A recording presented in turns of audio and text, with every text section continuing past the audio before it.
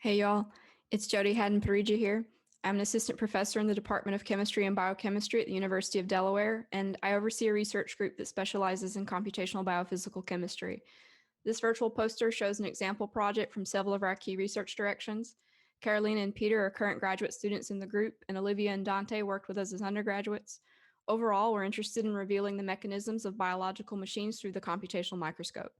Now, what is that, the computational microscope? Well, it's a research instrument that arises from using supercomputers to perform all-atom molecular dynamics simulations, which effectively allows us to zoom in and observe a biomolecule over a short time scale. We can literally watch the biomolecule in action and learn more about how its structure and dynamics contribute to its ability to carry out its function in the human body. We're interested in applying the computational microscope to study biological machines like viruses and molecular motors. One of our key research directions focuses on icosahedral viruses. One of the viruses we study is hepatitis B, which is a major global public health concern. Over 240 million people worldwide suffer from chronic infection with hepatitis B, which places them at severe risk for liver disease like cirrhosis and cancer. There's a vaccine for hepatitis B, but there is no cure. At the core of the hepatitis B virion is an icosahedral capsid. That's a protein shell that self-assembles to package the viral genome and plays an essential functional role in delivering the genome to the host cell nucleus during infection. Because the capsid participates in multiple stages of the viral life cycle, it's an attractive drug target. If we can design molecules to inhibit the capsid's function, we can thwart the virus. So we've been running all-atom molecular dynamics simulations of the intact hepatitis B virus capsid, both with and without small molecule inhibitors. These are relatively expensive calculations involving around 6 million atoms when we embed the capsid in a native solvent environment with explicit water molecules and a physiological concentration of electrolytes.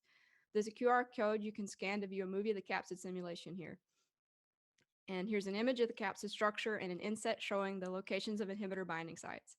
We studied the capsid in the presence of 3 different inhibitors, and we find that these small molecules alter the morphology of the capsid, causing it to become more faceted, or less like a sphere and more like a regular geometric icosahedron.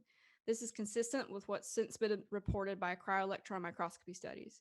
Different inhibitors and different quasi-equivalent binding sites in the capsid are associated with a higher or lower degree of faceting the structure, which is related to the mechanisms by which these molecules disrupt capsid assembly and genome packaging.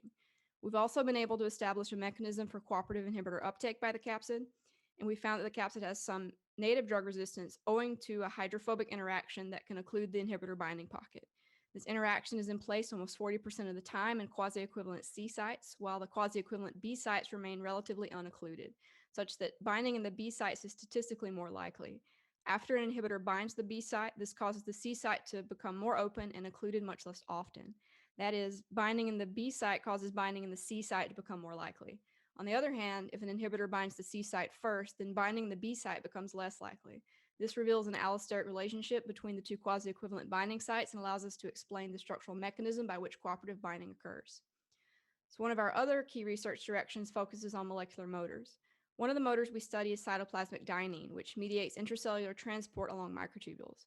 It has 2 domains shown here, which hydrolyze ATP and convert the chemical energy released by the reaction into large-scale conformational transitions. The result is that the motor domains alternately unbind and rebind to microtubules, that is, they take steps along them. That's right, cytoplasmic dynein literally walks along microtubules, towing cargo towards the cell nucleus. It's fundamentally important in human biology, but its mechanism of action is not completely understood. So we've been running all-atom molecular dynamics simulations of the complete motor domain in discrete states of its hydrolysis cycle to understand how hydrolysis drives conformational transitions in the molecule. These are simulations of around 1 million atoms. There's a QR code you can scan to view a movie of the dynein motor domain simulation here. And we found that if you compare the states before and after hydrolysis, that is when ATP is bound versus when the hydrolysis products ADP and an inorganic phosphate are bound, that this tiny change of breaking a single chemical bond leads to an opening of the large dynein ring domain. Furthermore, this opening of the dynein ring presses together 2 helices in the top of the dynein stalk, enabling them to form a coil-quill packing interaction that starts to zip downward. These are key structural details underlying communication between the catalytic site and the microtubule binding domain, which are separated by a distance of over 25 nanometers. Finally, we've also been doing some work to make the computational microscope accessible to researchers who are visually impaired. We had the privilege of hosting a student who's blind in our laboratory, which allowed us to develop assistive technology strategies that allowed them to participate in computational biophysical chemistry research. We found that the student could readily use the Linux command line via a screen reader, and could read and write the code necessary to set up and analyze simulation data using a braille display. We used a 3D printed model of a protein to help the student get an initial sense of molecular topology, but we needed a way for the student to interact with protein conformers on the fly.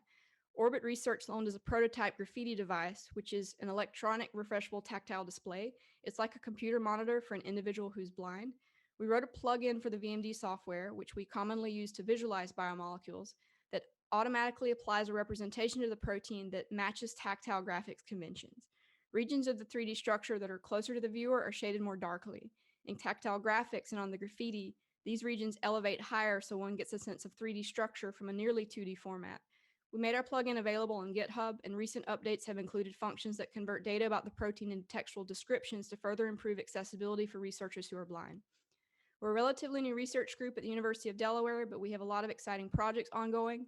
We have funding from the National Science Foundation and the National Institutes of Health, and we've benefited from allocations of supercomputer time on some really incredible machines, including Blue Waters, the largest supercomputer on any university campus, Frontera, the fastest supercomputer on any university campus, Anton, a special purpose machine that runs molecular dynamics simulations on timescales like no other, and even exceed resources like Comet and Bridges that serve the long tail of our computing needs. Thanks for checking out our virtual poster. For more information, you can visit us on the web or write to me at jhadden@udel.edu.